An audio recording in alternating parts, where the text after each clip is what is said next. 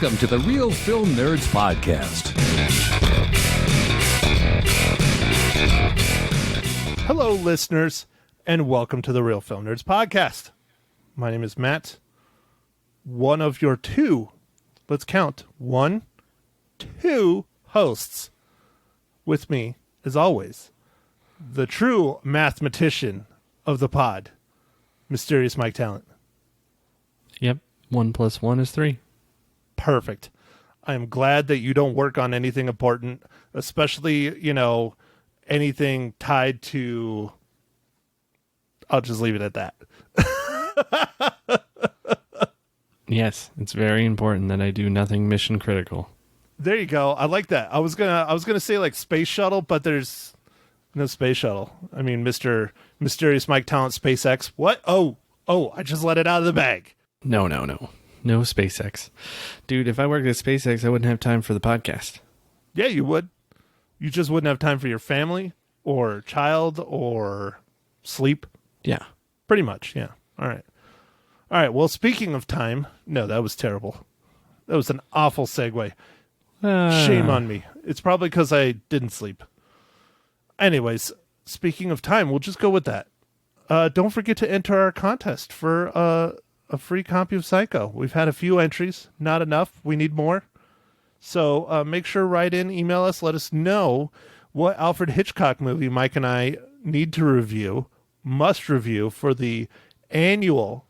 How many annual, Mike? 1. No. Oh, hell no. Wait. What? Third annual. Oh, third. Oh, Harvest okay. Horror Fest. I was confused on what you were asking me. Again, for any questions, comments, or concerns, please email Elon at spacex.net. Jeez. I wonder if that's really his email. Probably not. Yeah, probably not. It'd be funny, though. Okay, Mike. Well, anyways, there you go, people. Hurry up, enter. We're getting ready to close the contest if you want a free movie. And who doesn't? You know what the benefit? It's not only Psycho, it's Psycho in 4K. The original. They remastered it. It's amazing. I haven't watched it yet, but it's amazing. The original. You will watch it. No, I've seen the original. I haven't seen the remastered in 4K or whatever they're doing. So I haven't watched it yet. And you know what? I bet you that's probably what we'll end up doing for the Harvest Horror Fest. At least that's what I hope. I like Psycho. It's a really good movie. Yeah, Psycho's great. All right, Mike, let's talk about another movie that, in my opinion, was surprisingly better than the critics are saying. Again, I don't trust movie critics anymore, but I don't know if I ever have. I've always kind of been more like, you know what? I'll go see it for myself, and then we'll see. Yeah, I've done that as well. I think, growing up, we watched Siskel and Ebert, or at least I did, and watched them just tear apart pretty much every movie that I loved. So, I don't know. Dude, there's a new podcast that talks about Siskel and Ebert. They go over their reviews. I don't remember the name of it, but I ran across it the other day. It looks pretty good. So they just go and watch their reviews of movies, and then they review the reviewers? Then they talk about Siskel and Ebert and why they... Yeah, exactly. Yeah. I don't know if they review them. I haven't listened yet. It's fairly new. I think they only have like maybe 10 pods out, but I need to listen to one. I mean, because I grew up watching Siskel and Ebert as well. Not constantly, probably not as much as you did. But I did watch them. I mean, come on, everybody knew who they were. And people valued their opinions a lot of the times. But I think they were more about trying to get you to look at a movie critically instead of just going in there and just being like, oh, this is what it is. I don't know. Much like you, Mike, I didn't agree with their opinions a lot of the times. But it also had me explore more than just the story.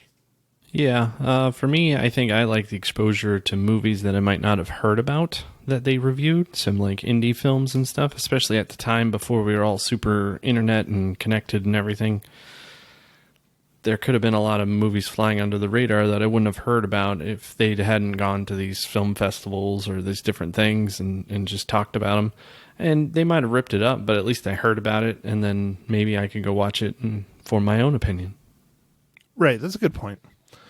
So, speaking of forming our own opinions, I will get back on topic. Mike, this week we went to the movie theaters again, risking what I like to say life and limb from the coronavirus and watched 20th Century Fox's, but it's not 20th Century Fox anymore. It's just 20th Century Studios, I think. Is that right? Yeah, I think that's what they changed it to, yeah. Something like that. The New Mutants, which originally was supposed to come out in 2018. I'm just glad we finally got to see it.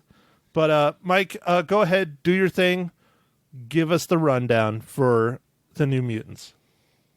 All right, sure, Matt. This was directed by Josh Boone. It was written by Josh Boone and Nat Lee. It's starring Macy Williams, Anna Taylor-Joy, Charlie Heaton, Alice Bragda, Blue Hunt, Henry Zaga, and then honorable mention, Adam Beach. And, it's about 5 young mutants just discovering their abilities while held in a secret facility against their will, fight to escape their past sins and save themselves. All right, Mike, well, I'm going to let you continue on since you're already talking. First impressions of the New Mutants. Go for it, man. So I didn't really know what to expect too much. Besides, you told me it was a horror. I don't think I really remember seeing a trailer for it. I'm sure I saw one because we did see millions of trailers, but it has been 6 months. And I don't tend to watch tons of them on the internet. So I kind of went in blind and, I liked it. For the most part, it's not a bad movie. Honestly, Mike, if you saw a trailer, it probably would have been 2018, maybe 2019. I don't remember seeing any in 2020. There might have been 1 or 2. But literally, the trailer would have been over a year old, I believe. Yeah, I feel like they missed the window for some of these stars because it's like you got Macy Williams who is in Game of Thrones and Charlie Heaton he's still in the Stranger Things, but I think it would have been more popular with those characters 2 years ago than now. Well, that's one of the problems that they had is they kept wanting to do reshoots. But pretty much almost right after filming this, because they filmed it in 2017, it was slated to come out in 2018, but they wanted to do reshoots. And then they never got around to them because everyone's career started taking off because of Game of Thrones and because of Stranger Things. And so now all of a sudden they want to do reshoots, but they can't get their actors to come and do the reshoots because they're too busy with their main shows and becoming famous. Hey, a movie that's somewhat reminiscent of this is Matt, our one of our favorite movies, Cabin in the Woods, who has Thor in it. He filmed that like 2 years before he was like Thor or whatever. Like it was a long time, and they just sat on that movie for a while and then released it. Yeah, I believe they were having a hard time getting distribution. Like they filmed it, but they couldn't get a distributor for Cabin in the Woods, if I'm not mistaken. And now, I don't remember who directed it, not off the top of my head. But the director that directed now is a like everyday name kind of thing, except for I don't remember it. Yeah, Lionsgate ended up picking it up, but maybe that was the problem. They couldn't get... My understanding, that's what it was. I could be wrong, but I remember something like it being in basically distribution limbo, and they didn't want to do an indie. Well, I mean, it kind of came out as an indie, but they wanted to do a nationwide release, and it just wasn't happening. And so they just sat on it. Yeah, Chris Hemsworth had, at the time, signed some sort of deal, which I think is kind of common with some newer actors, where they just sign a deal, and they're like, I'll make 3 pictures. They're like a flat rate. And they don't even know what they're going to be in. They're just told, they're like assigned by the studio and like, hey, you're going to go do this and be in this movie, and this is what it is. That happens sometimes, I guess, with some especially early beginning actors who are just trying to make a name for themselves. So, I mean, obviously things are okay for him now, but he's doing well now. Yeah. I think he has a few dollars, a couple shekels, Yeah. Not from that first Thor, but after that, he was good. So speaking about Thor, another thing that really screwed the New Mutants really bad was Disney purchasing Fox, because the original intention, other than the reshoots, was they were trying to get this to come out right after Logan, because it kind of ties into Logan. I'm not going to spoil it. I will talk about the part later in spoilers that ties it kind of to Logan. But there's little hints and things here and there that tie it to Logan, and it was supposed to be kind of an expansion of that Fox X-Men universe. And then I also heard, I don't know how much truth is in it, but that this was the start of a possible trilogy, because the New Mutants is a really big and rich comic book history spanning all the way back to almost the first X-Men, but early 80s was when the New Mutants came out. Wow. I didn't know that comic history, but this movie was, I thought it was okay. It could have laid the groundwork for more stuff. I mean, it didn't seem like there was some intentional, we're going to have more movies, but, you could. Yeah, well, and the storyline of this movie is actually pulled directly from the comic books to a degree. The villain, I guess is what I'm going to refer to it as, was a character directly from the comic books. So, cool. Anyways, I liked it. I was afraid it was going to be really bad because everyone was just saying it was awful and it was terrible and all this. For a mostly six actor film that was clearly on a shoestring budget, had pretty decent talent.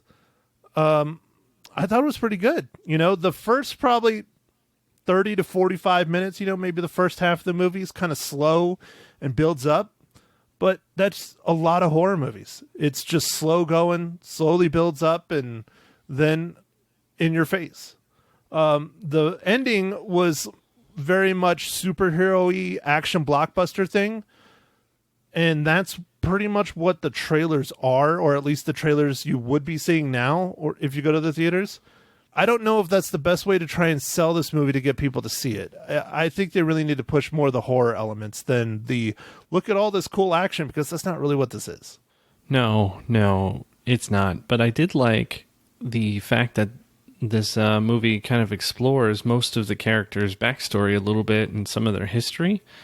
So there was a little bit, and that was more in the beginning of the movie. I mean, it kind of goes throughout the movie, but they at least kind of have an effort to explain some of the characters and kind of why they are and stuff. The only one that's very mysterious is the doctor. Yeah, they don't really explain a whole lot about her, and she is also a character pulled direct from the comic books. Exact same role as in the movie. I do enjoy that there was lots of character building, and again, it's more of a horror movie. They needed to do those things. I thought the special effects were used sparingly and good. Like, for the most part, I liked most of the special effects. I didn't think they overdid it. That was cool. Yeah, good special effects. It was a 6-person film at one location with lots of different scenes, I guess, at the location, different elements of the location that vary widely from the outside to the inside to the doctor's rooms to the individual New Mutants rooms, things like that. I thought it was a really good use of the space. Honestly, I mean, I thought it was a decent movie. I think the critics have lost their damn minds, but I kind of always say that. Yeah, I don't know. I thought it was very adequate in everything, and the acting was not bad and for the situations and stuff. So I don't know. It was a pretty good movie. So, Mike, speaking of other things that are good, do you have a question for me, Mike? Oh, yes, I do. Matt, what it is are you drinking?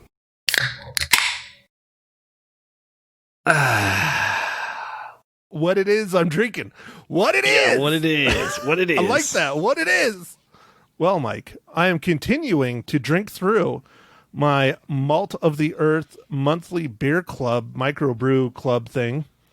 And today I'm drinking another one from the Ale Asylum. Very fitting for this podcast, this movie. Very fitting. Yeah, the Ale Asylum out of Madison, Wisconsin. I am drinking their Hefeweizen, known as Unshadowed. And it's a pretty good Heffy. It's not as light as a lot of them I've drank. It has a little bit more of a body to it, but it's definitely a Hefeweizen. It's good. Micah, what IPA was on sale this week? Oh, you're going to love this, man. All right, so this is a tall boy, and I'm drinking something by Terrapin, which is out of Athens, Georgia, and it's called Recreation Ale, and it's a low-cal IPA. I like that you got yourself a tall. Yeah, so it's like 99 calories. That's low for a beer. Yeah. Oh, yeah. Other than a Michelob Ultra. But, yeah, what movie is that with the talls that we recently reviewed there, Mike? Oh, Stoned Age. Yep. So, all right, it was brought to my attention by one of our listeners the other day that they feel that our What Are You Drinking is nothing but an advertisement for beer and for people. It is not paid. Mike and I just like to drink different beers and we like to talk about them. Jesus. What the hell's wrong with that? Hey, man, if we got paid, that'd be great. If we got paid, that'd be amazing. Yeah, I would love to. If you're listening, Terrapin. Yeah, I would love to not have to pay to do the podcast. I'd rather have people pay me to do the podcast or at least let me break even. No, we pay to do this stuff, people. So. Yeah, we pay for the beers and we just pay to talk about them. We just enjoy having some different beers and telling you about them. Well, we also pay for the movies, and we also pay for the hosting, and we also pay for the website, and we pay for it all. We are not heavily in debt, but I mean, I'm heavily in debt. But anyways, all right, speaking about money and someone that has no problem with money, Mike, how does the New Mutants relate to Disney's Marvel Cinematic Universe?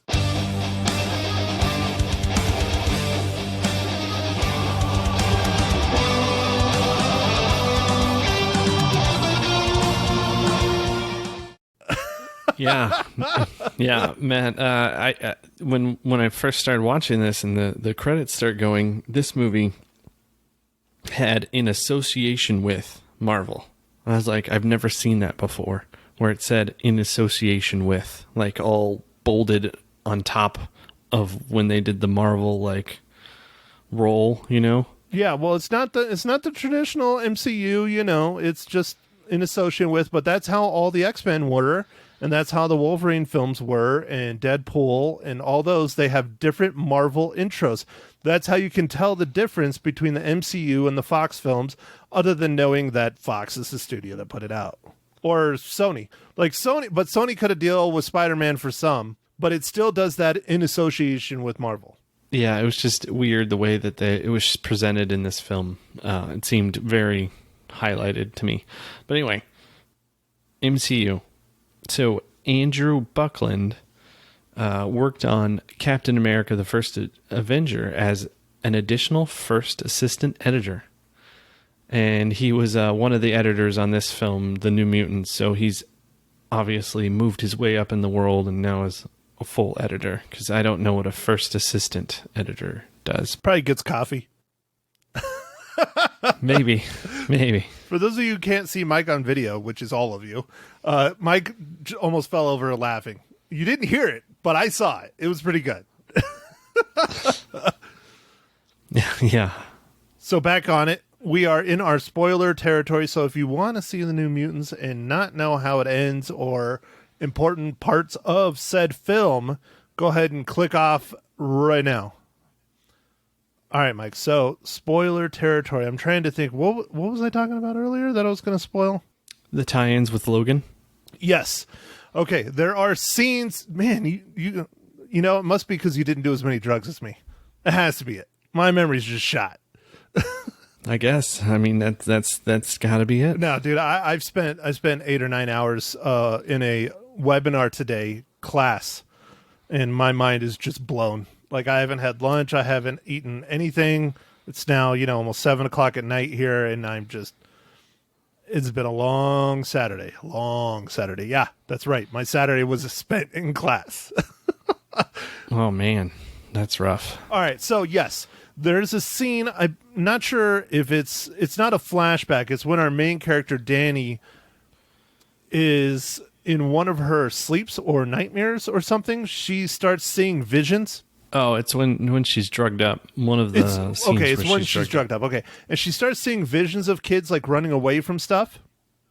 Now, it's not pulled from Logan, but it is pulled from. it's supposed to be reminiscent of Logan because it's all these kids in this hospital setting that are running away, and they're supposed to be where like X-23 was from in Logan. So if you remember X-23, she's the girl that is now the new Wolverine. So that's the tie-in with Logan, is that this is kind of in that same time period. Now, they didn't blatantly say that this is, related. They're implying is what they're doing. So another one, I don't know if you noticed, you're not much of a comic book fan. I have an issue with them. I'm not as bad as some people, but I have too much. It takes up too much space. But I have an issue with them. Okay, Mister, I have an issue with them. My bank account has an issue with them, I guess. The character that they were referring to, that Dr. Reyes reports to, if you're a comic book fan, you will pick it out immediately. It is the Essex Corporation, which is run by Nathaniel Essex, or better known as, later down the road, Mr. Sinister, which also had a call out in Deadpool. The school in Deadpool 2 is the Essex Traditional School, or Essex School for Mutants, or something like that. And so clearly, if Fox was going to be on their own, we were going to eventually see Mr. Sinister, because this is twice that he has been teased. There are rumors that he might make an appearance in the Marvel Cinematic Universe when they implement the X-Men, but you gotta have the mutants to really bring in Mr. Sinister. So anyways, there's another teaser. Interesting stuff. Yeah, I know, I'm a nerd. Just say it, Mike. Just say it. You're the computer guy, but I'm the freaking nerd. Explain that one. What do you think is going to happen with the X-Men and it being in Disney's hands now? Like, are they going to reboot? I think they're going to have to. I just really hope they don't do the Dark Phoenix saga again, because it's been done twice and it's been screwed up twice. I'd like them to do God Loves, Man Kills. It's another really, really important X-Men story. I would like them to kind of introduce the X-Men with that. But I think what they might do is start rolling them in with maybe the Avengers, and then they'll have, a separate X-Men like films. break-offs? Yeah, something like that. Right. Interesting. Well, I guess time will tell what'll happen, but yeah. Or, maybe they'll roll in the Fantastic Four. I kind of see them doing the Fantastic Four before the X-Men, but I don't know. Personally, I'm a huge X-Men fan. It's probably the comic I own the most comics of, is the X-Men and their different offshoots. So I'd really like to see that. Again, I'm a child of the 90s, and that's when the X-Men were huge, was the 90s. When are we going to get our Gambit movie, man? Dude, that was, okay, all right. It was supposed to possibly be the teaser at the end of this film. I didn't stay to the end because I looked it up on my phone. But you know how there was no teaser at the end of this film. I did stay. Did you stay? I did. I stayed, and there was nothing. But I wasn't sure there would be, because... Rumor is that this was supposed to have the teaser for Gambit, and Channing Tatum was going to make an appearance. Because, he was cast as Gambit before Disney bought Fox. Oh. So he was going to be Gambit, and he was going to do a standalone Gambit film, which would have been freaking awesome. I don't know if Channing Tatum fits Gambit, really. He's kind of a little too bulky. Gambit's more, slender and smart and kind of, but it would, I'm not saying Channing Tatum's dumb, but he doesn't come off as like suave and New Orleans-y and stuff. I'm sure he would have worked and made it work. Yeah, I think he would have done fine. I think he would have done well, but I don't picture him doing it. So I don't know. Maybe we'll get him. Because I believe he did sign a contract, but I mean, everything's null and void when you get bought, Or there's some sort of clause in there that's like, all right, well, I'm still getting paid. Thanks, guys. Yeah, that could be it too. Yeah. I don't know. I feel like, man, I know this is off topic because it's sports ball. But all these sports ball coaches and stuff that get fired, it doesn't matter, man. They get paid. It's the weirdest thing. They have ironclad contracts. They can suck, and they're like, all right, here's $25 million, go away. Dang. It's almost as good as the CEOs. Run the company into the ground, get fired, and still get to leave with $100 million in your pocket. Yeah. You want health insurance the rest of your life? Fine. Get out of here. Fine. Leave us alone. What's this sports ball you speak of? You wouldn't understand. Oh, okay, good. All right, fine. No, like college football, man. I know. I'm just harassing you. I know you like your NFLs. Which have you been watching your NFLs, Mike, since it started? I watched the opening game. It started this week. Yeah, Thursday, right? Yeah. It should be going at least for a week or two before it's shut down for COVID. For the Rona. So, oh yeah. It's been a cluster, man. Everything's a cluster. We'll see what happens. But all right, so one thing that I really, really liked, and I don't know how they were able to do it, is they brought one of my favorite characters ever to the screen. She's not my favorite. That's, Deadpool and Wolverine are my first two. But I didn't think they were ever going to be able to get her on screen because of how crazy her powers are. Was Ilyana Rasputin, better known as Magic. Her character's powers were awesome. It was neat to watch, and it kind of built, the like we said, kind of the budget stuff. But man, that end towards the end there, man, wow, dude, her battle with the giant ass bear, yeah, that was great, and they casted her so well. Anya Taylor-Joy did an amazing job as Magic. I mean, that's exactly how I've always envisioned her when I'm reading her in the comic books. Just cocky and, I'm a badass because she is, they don't tell you this in the movie, and I assume they would, but she's the little sister of Colossus. Oh, man. Cool. No, they didn't say that at all, but whatever happened to her in her early life was terrible. Yeah. So, well, her power, she basically can transport herself to this other plane of existence known as Limbo. Now, it is in the movie they say that she made it up and all this stuff. No, it's Limbo. It's a legit place, and there's other creatures and not mutants, but magical beings and other things that exist there. I love that they had Lockheed in there. Lockheed is pivotal to Magic. He's actually a very big character in the X-Men world. And do you know why he's called Lockheed, Mike? I don't know. Is he named after the defense contractor? Bam! Nailed it. So if you know your X-Men, the X-Men fly in a Blackbird, an SR-71, which is made by Lockheed Martin. And it is Magic's kind of thing of thinking about the X-Men and wanting to be the X-Men. So she named her flying dragon Lockheed. That's funny.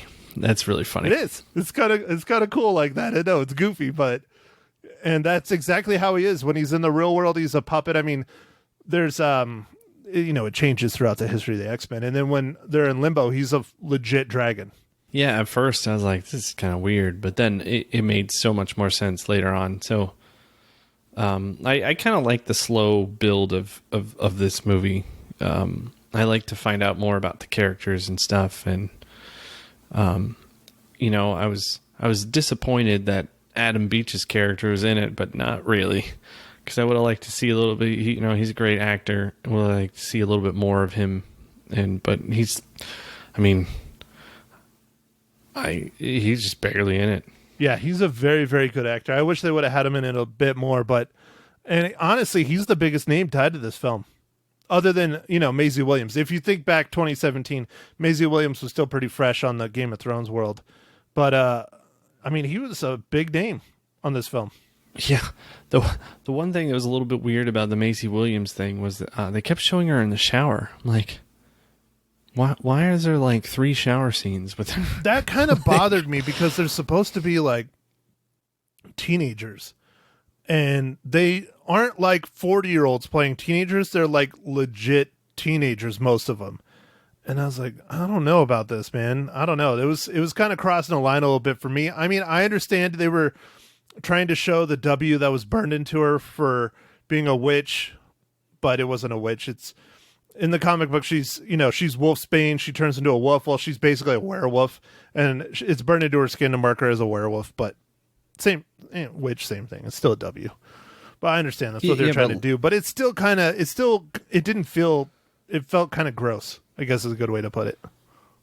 It was weird that scene was in there like like the one scene's fine, right? You know, the shower scene is fine. But then they had it again. I'm like, why are we back in the shower? This is kind of weird.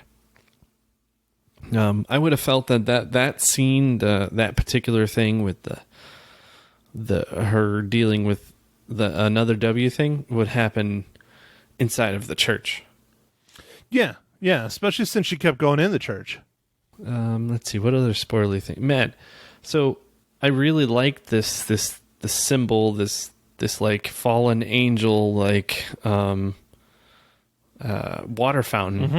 And I felt like they didn't really use it.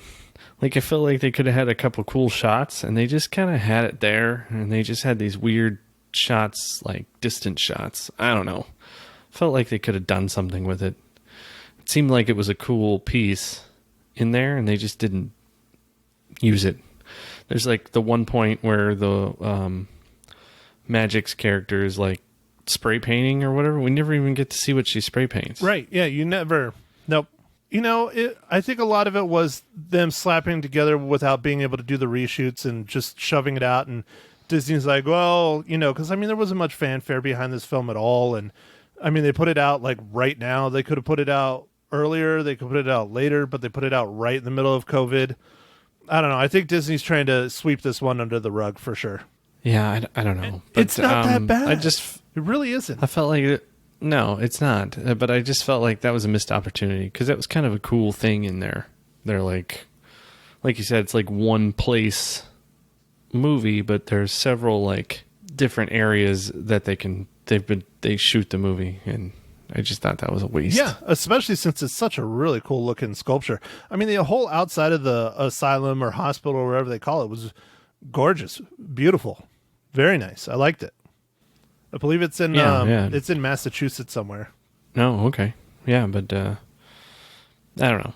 I thought that was a missed opportunity. For the most part, man, this movie's, you know, pretty decent. Yeah. I enjoyed it. I don't regret seeing it. I mean, I could say, you know, it probably wasn't worth going to the theater, but I love going to the theater. I don't have a problem with that. For our listeners, you know, wait. Watch it on Disney Plus. There's no real super reason why to see it in the theater. But I definitely say watch it. You'll enjoy it, especially if you're a comic book fan, X-Men fan, Marvel fan, any of those superhero, you're a nerd. This is a completely different take on what we've had in the past for the most part. I mean, I don't ever really remember a horror, superhero, mutants, X-Men film. Like, not in recent memory, other than unless you start saying like Unbreakable and stuff like that. But as far as like mainstream, no. Matt, what was that one that we watched not too long ago that was a horror mutant film that was kind of a take on what if Superman was bad? Oh, Brightburn. Yeah. Brightburn. Yeah, that was good. I need to buy that. Good. I like that movie a lot. Yeah, that's clearly ripped off from DC's Red Sun. Clearly. But I liked it. So, all right, Mike. So speaking of ratings and films we like that we don't do, let's go ahead. I'm going to do it since I'm making you go first on everything else. That's what she said.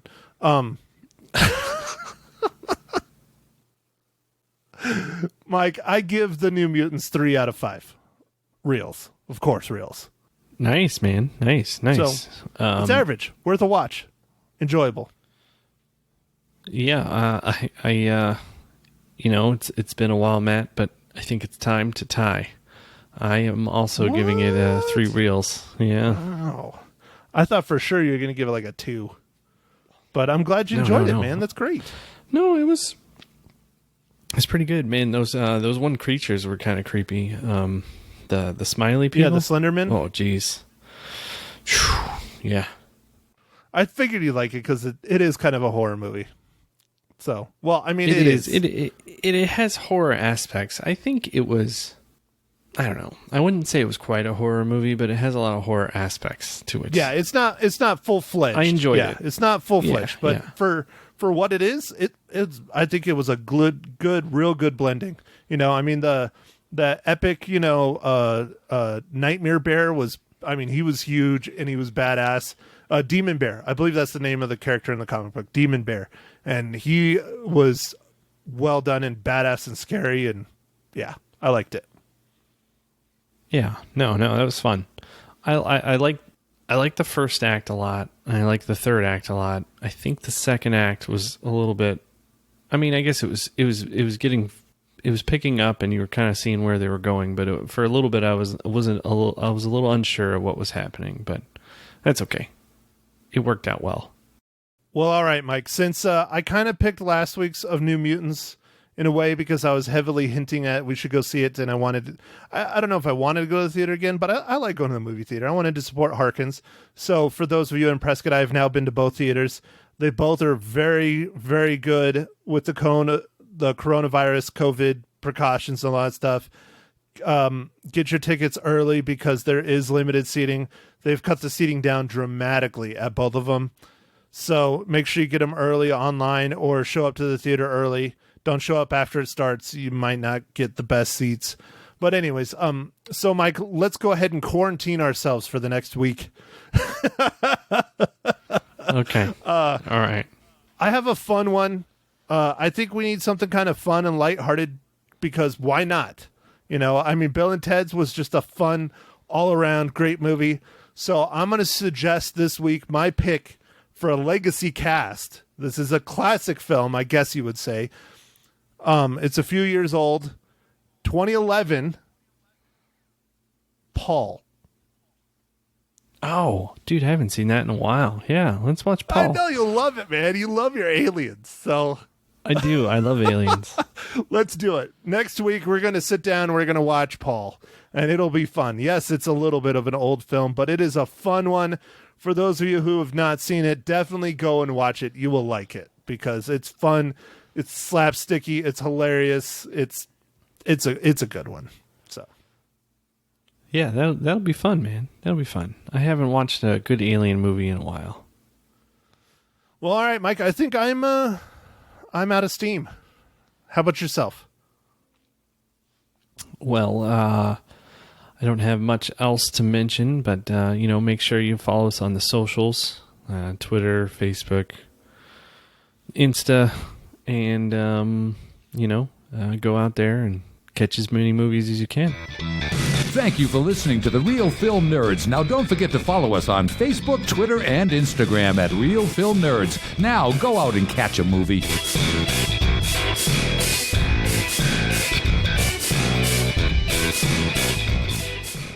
Good morning, Magic 99.1. Who's this? It's your bestest buddy in the whole world. Really? Matt Hinshaw? Yep. I can't believe it. It's like I got to do this every week. It's weird. I knew it was you because it's 9:15, and that's when you call in to talk on the radio. See? I'm just getting smart. It's because that's when you asked me to call in and talk on the radio. I absolutely do. How you doing, Matt? I'm doing well. How are you this morning? I'm doing good. I'm doing good. I'm excited to talk to you because you're going to tell us all about the New Mutants, correct? Yeah, I am. Okay, came in number 2 at the box office this weekend. It is getting destroyed by the critics, and I think they're wrong. Really? Yep. I did not think it was as horrible as everyone keeps putting it out to be. I think they're expecting a really hardcore X-Men superhero movie, and that is not what it is. And that is not what they ever said it was going to be. They've always said it was going to be a horror-style film, and it is. And it's a very successful one at that. Okay, fair enough. Tell us about it. Now, should you rush out and see it in the theaters, I'm going to go with probably not. I would say wait until it comes out on, like, Netflix or something like that. I think it actually will probably be on Disney Plus since it was a Fox production and Disney bought Fox. Mm-hmm. But it's basically...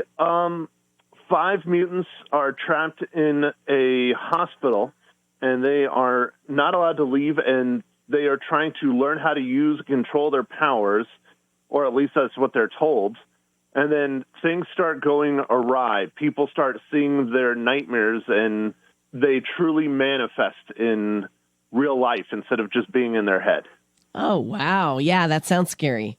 So it's not super, super scary, not super horror, but it's definitely has lots of horror elements, and I enjoyed it. I thought it was a lot of fun, and I'm kind of sad that this is the first and last one of it, because I think they were probably going to do a trilogy. Oh, really? But not anymore because of the bad reviews? No, because of Fox being bought by Disney. This movie was originally shot in 2017, and it was supposed to come out in 2018.